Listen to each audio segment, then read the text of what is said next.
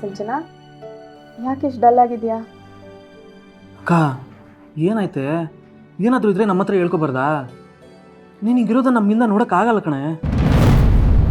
ನಾನೇನಾದರೂ ಹುಚ್ಚಿ ಥರ ಕಾಣಿಸ್ತಾ ಇದ್ದೀನಾ?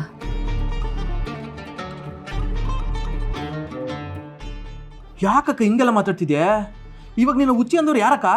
ಒಬ್ಬರಲ್ಲ, ಮನೆಯವರೆಲ್ಲ ನನ್ನ ಹುಚ್ಚಿ ಥರನೇ ನೋಡ್ತಿರೋದು. ಅದು ಸಾಲದು ಅಂತ ಕೆಲಸದವರು ನನ್ನ ಬಗ್ಗೆ ಬಾಯಿಗೆ ಬಂದಂಗೆ ಮಾತಾಡ್ತಿದ್ದಾರೆ. ನಾನೇ ನನ್ನ ಮಗನ ಕೊಂದಂತೆ ಅದು ಇದು ಅಂತ ಮನ್ಸಿಗೆ ಬೇಜಾರಾಗೋಂಗೆ ಮಾತಾಡ್ತಿದ್ದಾರೆ. ಇದೆಲ್ಲ ಕೇಳಿಸ್ಕೊಂಡು ನಾನು ಯಾಕೆ ಬದುಕಿರಲಿ, ನನಗೆ ಜೀವನನೇ ಬೇಡ ಅಂತ ಅನ್ಸ್ಬಿಟ್ಟಿದೆ ಸಿದ್ದು. ಸಿಂಚನಾ, ಯಾರೋ ಏನೋ ಹೇಳಿದ್ರು ಅಂತ ನೀನು ಯಾಕೆ ಅದ್ರ ಬಗ್ಗೆ ತಲೆ ಕೆಡಿಸ್ಕೊತಾ ಇದೆಯಾ? ನೋಡು, ಇಂಥ ಸಮಯದಲ್ಲಿ ನೀನು ನಿನ್ನ ಆರೋಗ್ಯದ ಕಡೆ ಗಮನ ಕೊಡಬೇಕು. ಹೌದಕ್ಕ, ನಿನಗೇನು ಆಗಿಲ್ಲ, ನೀನು ಚೆನ್ನಾಗೇ ಇದೆಯಾ. ಇಲ್ಲ ಅಂದಿದ್ರೆ ನೀನು ನಮ್ಮ ಜೊತೆ ಇಷ್ಟು ಚೆನ್ನಾಗಿ ಮಾತಾಡ್ತಿದ್ದೆ ಹೇಳು. ನೋಡು, ಇನ್ಮೇಲೆ ಯಾರಾದರೂ ಏನಾದರೂ ಅಂದರೆ ನನಗೆ ಹೇಳು, ನಾನು ಅವ್ರನ್ನ ವಿಚಾರಿಸ್ಕೊತೀನಿ.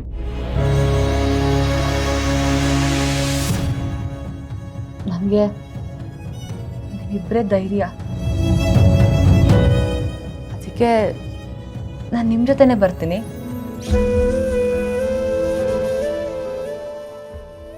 ಯಾಕೆ ಆ ಥರ ನೋಡ್ತಾ ಇದ್ದೀರಾ?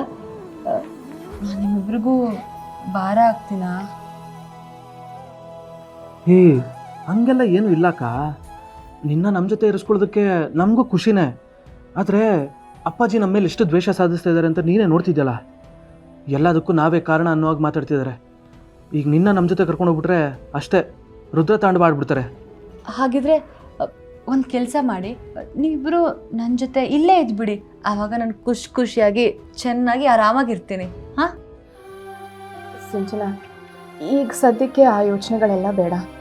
ನೋಡು, ಪ್ರತಿದಿನ ನಾನು ಸಿದ್ದು ಅವರು ಹೀಗೆ ಬಂದು ನಿನ್ನ ನೋಡಿಕೊಂಡು ಮಾತಾಡಿಸ್ಕೊಂಡು ಹೋಗ್ತೀವಿ. ಆಗ ನಮಗೂ ಖುಷಿ ಆಗುತ್ತೆ, ನಿನ್ನ ಮನಸ್ಸಿಗೂ ಸ್ವಲ್ಪ ಹಗುರ ಆಗುತ್ತೆ.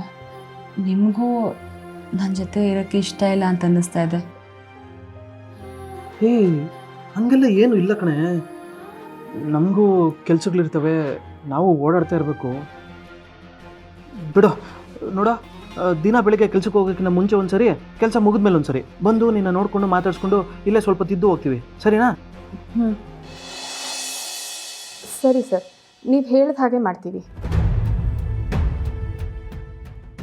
ಸಿದ್ದು ಅವರೇ, ಡಾಕ್ಟ್ರ್ ಹತ್ರ ಸಿಂಚನನ ಸಮಸ್ಯೆ ಹೇಳಿದೆ. ಅವ್ರು ಹೇಳಿದ್ರು ಸದ್ಯಕ್ಕೆ ಅವಳ ಮನಸ್ಸು ಹಿಡಿತದಲ್ಲಿ ಇರಲ್ಲ, ಮಗುನ ಕಳ್ಕೊಂಡೆ ಅನ್ನೋದೇ ಅವಳನ್ನ ಕಾಡ್ತಿರುತ್ತೆ ಅಂತ. ಒಂದ್ಸಲ ಹಾಸ್ಪಿಟಲಿಗೆ ಬಂದು ಕೌನ್ಸಿಲಿಂಗ್ ಮಾಡಿಸಿ ಅಂತ ಹೇಳಿದ್ದಾರೆ. ಆದರೆ ಇದು ಒಂದೇ ದಿನದಲ್ಲಿ ಮುಗಿಯಲ್ಲ, ತಿಂಗಳಾನ್ಗಟ್ಟಲೆ ಆಗ್ಬೋದು. ಆದರೆ ಕಂಪ್ಲೀಟಾಗಿ ಹುಷಾರಾಗ್ತಾಳೆ ಅಂತ ಹೇಳಿದ್ದಾರೆ. ಸರಿ ಮೇಡಮ್ರೆ, ನೀವು ಹೇಳ್ದಾಗೆ ಅಕ್ಕನ ಕರ್ಕೊಂಡೋಗಿ ಕೌನ್ಸಿಲಿಂಗ್ ಕೊಡ್ಸಮ್ಮ ಬಿಡಿ. ನಿಮಗೇನೋ ಇದು ಸರಿ ಅನಿಸುತ್ತೆ, ಆದರೆ ಸಿಂಚನ ನಮ್ಮ ಜೊತೆ ಬರೋದಕ್ಕೆ ಒಪ್ಕೋಬೇಕಲ್ವಾ? ಈಗಾಗಲೇ ಮನೆಯವರು ಅವಳನ್ನ ಹುಚ್ಚಿ ಥರ ನೋಡ್ತಿದ್ದಾಳೆ ಅಂತ ಅವಳ ಮನಸ್ಸಲ್ಲಿದೆ. ನಾವು ಹೋಗ್ಬಿಟ್ಟು ಹಾಸ್ಪಿಟ್ಲಿಗೆ ಬಾ ಅಂತ ಕರೆದ್ರೆ ನಮ್ಮ ಬಗ್ಗೆ ತಪ್ಪು ತಿಳ್ಕೊಳ್ಳಲ್ವಾ? ಮೇಡಮ್ ಅವರೇ, ನೀವು ಅದ್ರ ಬಗ್ಗೆ ಎಲ್ಲ ತಲೆ ಕೆಡಿಸ್ಕೊಬಿಡಿ. ಅವಳ ಹತ್ರ ನಾನು ಮಾತಾಡ್ತೀನಿ. ನಾನು ಕರೆದ್ರೆ ನಮ್ಮ ಅಕ್ಕ ಎಲ್ಲಿಗೆ ಆಗಲಿ ಬರೋದಿಲ್ಲ ಅನ್ನೋಕ್ಕಿಲ್ಲ. ಬನ್ನಿ.